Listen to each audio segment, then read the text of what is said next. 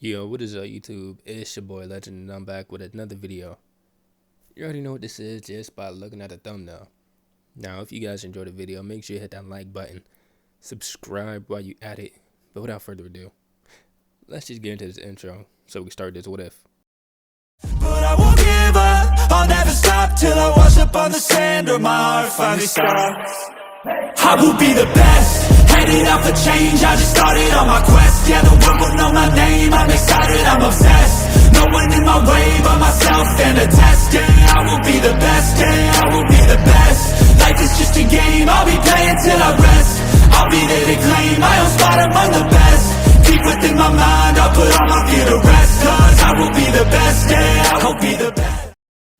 After leaving Gato's estate in ruin, Naruto and Fu, the Natabe Jinchuriki, made their way into the forest of Nami no Kuni.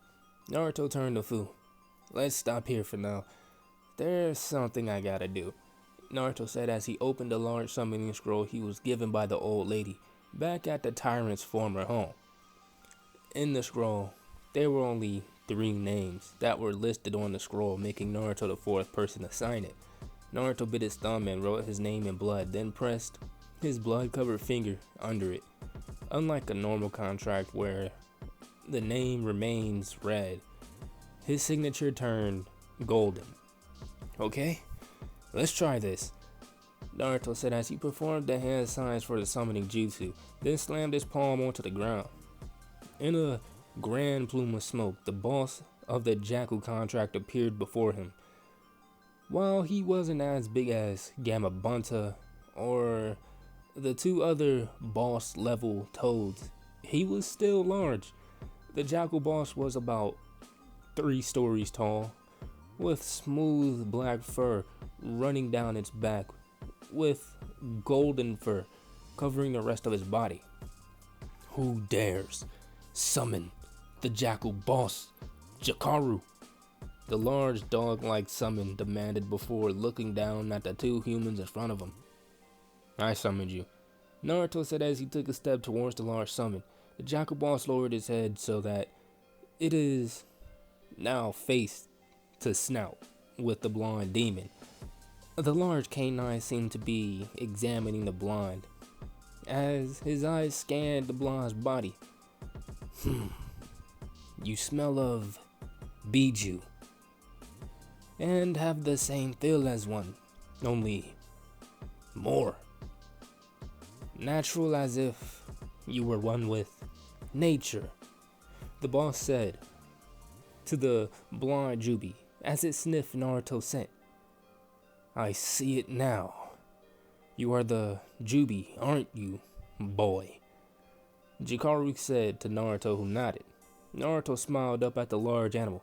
Yes, I'm Naruto Namikaze, the Night Aim Juubi, Naruto said as he offered a hand to the Jikaru. The black-backed jackal moved one of his paws to shake Naruto's hand with one of his large claws. It is an honor to serve you, Juubi Dono. You may call on our clan whenever you wish. The Jackal clan specializes in tracking and scavenging. We are also fluent in fire and earth-based jutsus, but prefer to stay out of combat, the boss of the Jackal contract stated to the demon lord, who nodded. Thank you, Jikari-san. Oh, and call me Naruto, okay? Naruto said to the boss, who nodded.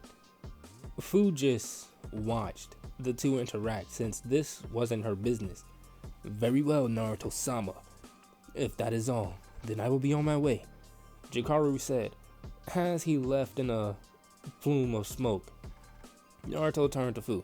Okay, let's get back to the main village, Naruto said as he placed a hand on Fu's shoulder and vanished into the thin air, not noticing the slight red glow of the single Sharingan hidden in the shadows of the foliage.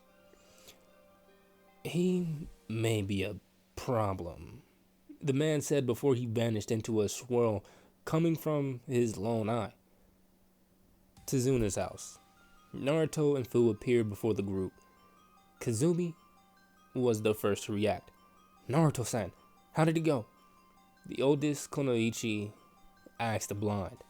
Naruto smirked and unsealed Gato's head and threw it onto the table.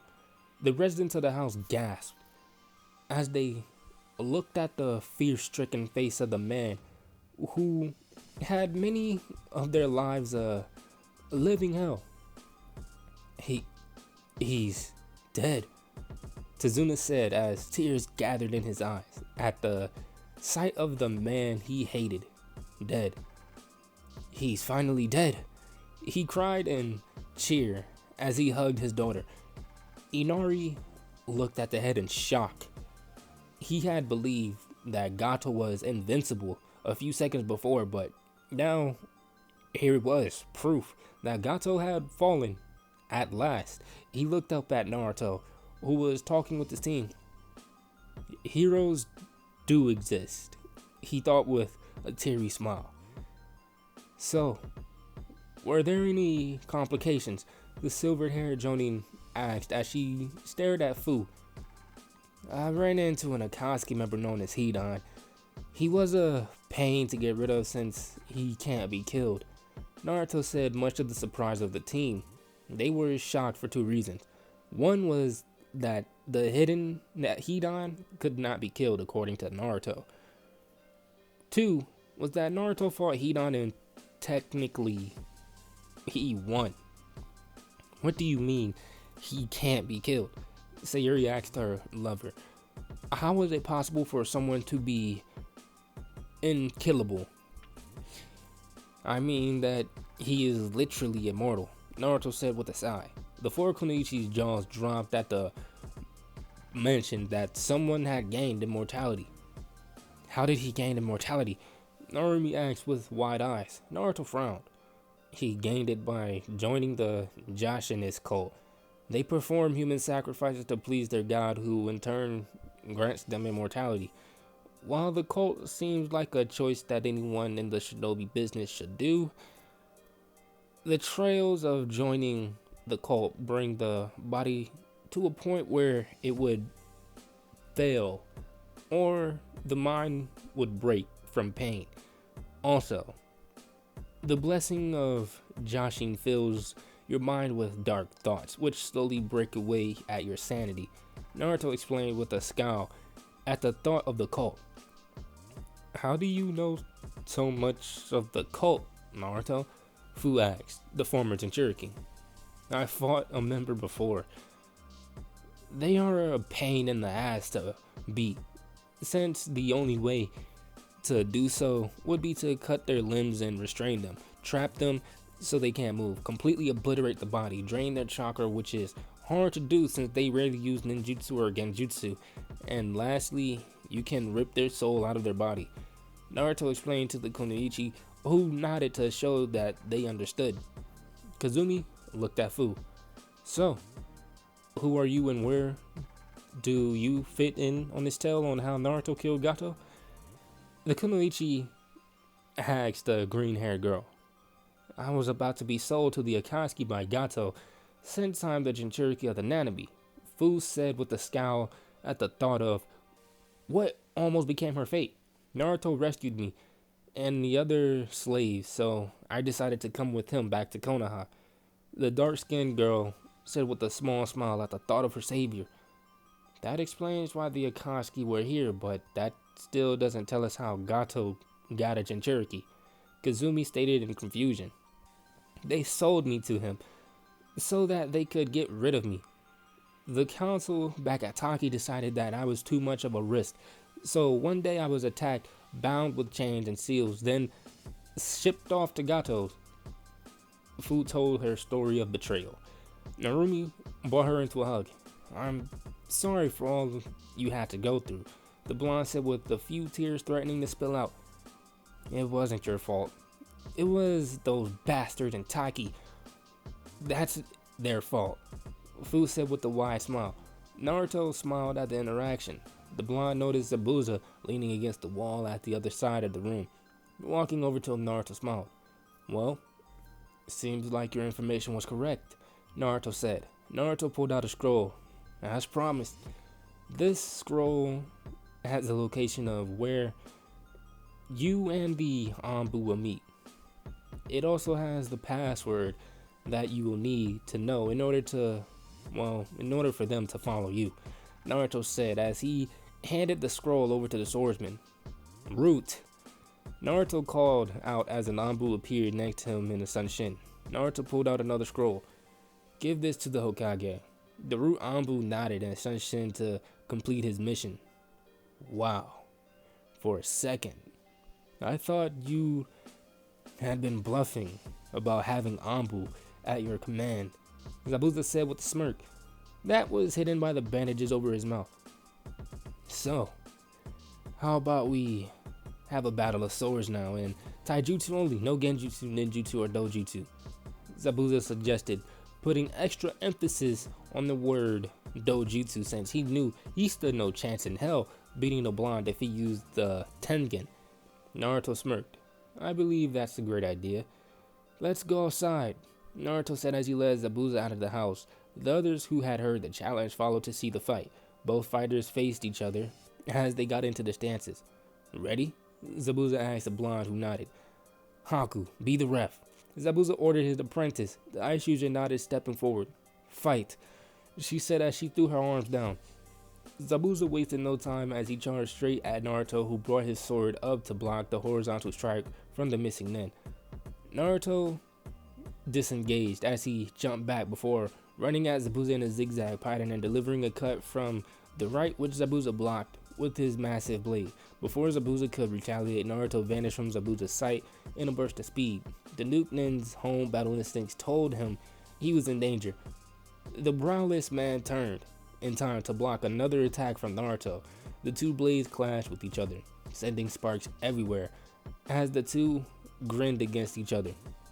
You're good, Zabuza laughed out in joy of fighting someone who could give him a good sword fight. Zabuza jumped back and threw the large Zanbeto at Naruto, who leaped over it towards Zabuza.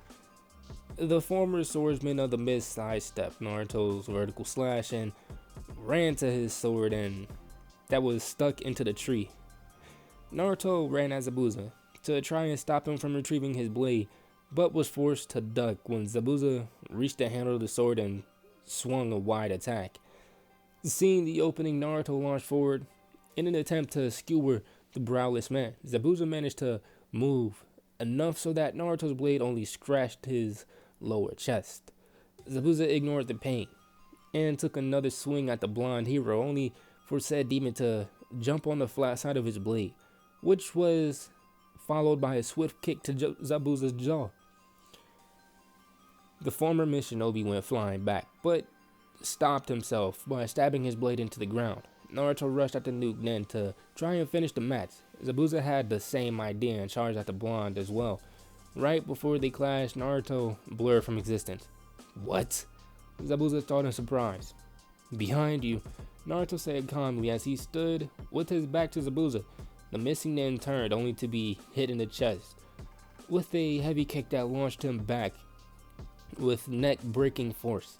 Zabuza's flight was cut short by 3, which nearly fell over from the force of the collision.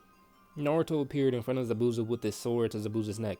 I win, Naruto said in a neutral expression that showed no emotion. Zabuza saw it now. He saw that Naruto really was him. He saw someone who had seen every horror war that had to offer, seen every single person he loved killed.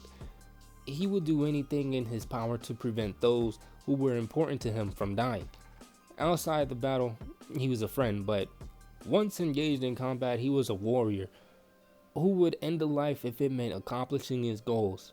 He was someone he could respect. I must admit, you're good, Gaki, Zabuza said with a light chuckle. I give. Naruto smiled and removed the blade from Zabuza's neck. That was a good fight, Naruto said. 1 week later, Naruto, his team, Haku, and Fu stood at the end of the bridge. It had taken a week for Tazuna and his builders to finish the bridge after Naruto had taken out Gato. With the money Naruto had given to the village, the economy flourished now. Zabuza had explained to Haku that he had to leave and that she had to go with Naruto to Konoha. While she did protest leaving him, he accepted after Zabuza confessed that he thought of her like a daughter and that he didn't want to see the kind of war like that in Kiri at such a young age. Naruto now wore a new outfit that he had made using the Banbutsu Sozo. He wore a black t-shirt with a white X on the chest with black Anbu style pants and boots. Over this, he wore a white coat that split at the waist into 10 tails that reached his ankles with a high collar that had 10 points. On the back, there was an image of the Renegon with 9 Tomo underneath it. Around the neck was a Megatama necklace with 6 red beads. He had to admit these clothes felt more like they belonged than the ones that Kami gave him a few months ago. Zabuza, I received a notice yesterday that the Root Anbu have been mobilized and will be there when you arrive at Umi no Kuni. Naruto said with a small smile, knowing that he was helping in the end the bloodline war. Zabuza nodded. Thank you, Naruto-sama. I hope to see you one day when I am Mizukage. The braless man said. Please don't call me Naruto-sama, Naruto said as he scratched the back of his head. Zabuza laughed at this. I'll miss you, Zabuza-sama, Haku said with a sad smile, knowing that she was parting ways with the man who raised her and saved her life back in Mizunokuni. Just stay safe, Haku-chan. And remember, if any boy in Konoha tries to touch you inappropriately without your permission, I give you the right to kill them, the man said with a smirk as he saw his daughter figure blush from what he was saying. Well, I believe that we should get going now, Kazumi said as her group started to walk away while reading her orange book. The group nodded and followed closely. Naruto stayed a second and handed the Harashin kunai to Tazuna. If anyone ever tries to threaten your country like Gato did, don't be afraid to summon me, Naruto said before he left after his group. Hearing a bird's cry, Naruto looked up to see a Konoha messenger hawk circling over him. Whistling at it, the bird flew down towards Naruto, leaving a scroll for him. Opening it, he read the message from the Hokage.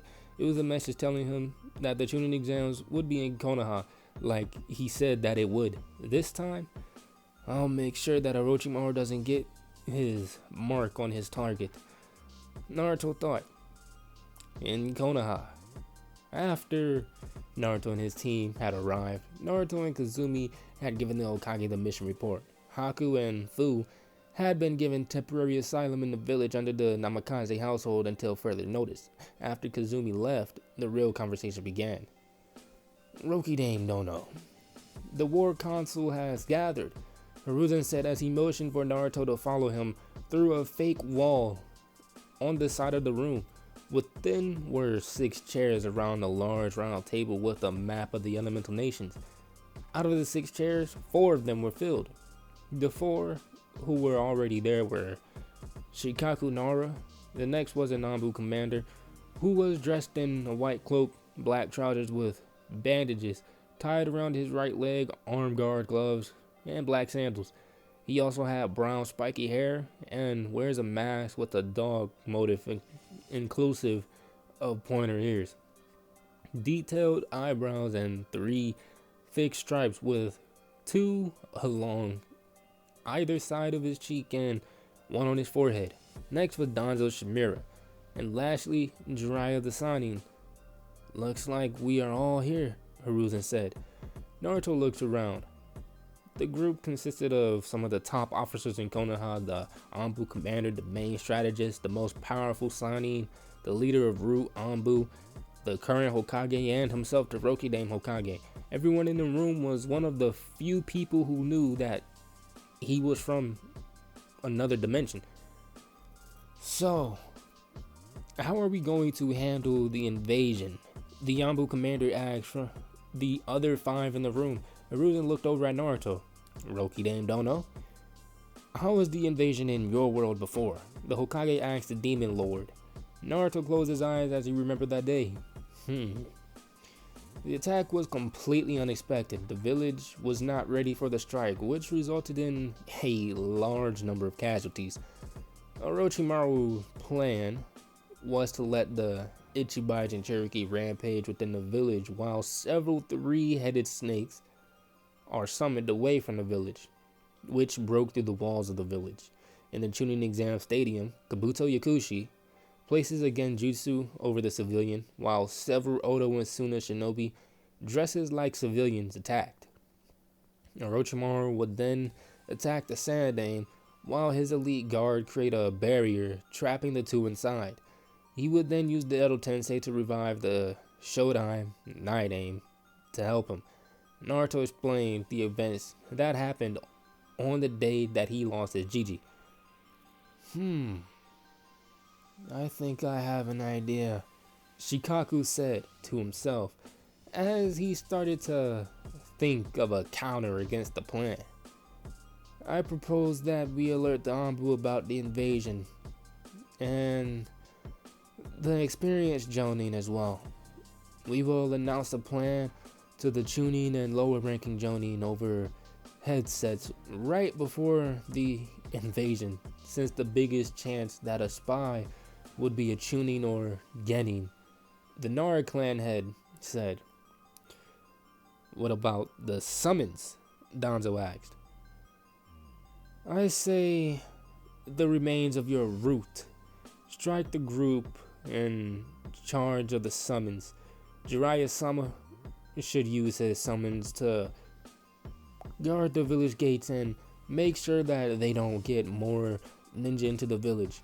Namikaze-sama will take care of the Jinchuriki, then go and assist the Sandaime in battle with Orochimaru. The Nara leader explained to the rest of the group as they nodded to the plan. Very well. We'll go with your plan, Shikaku. The council meeting is over.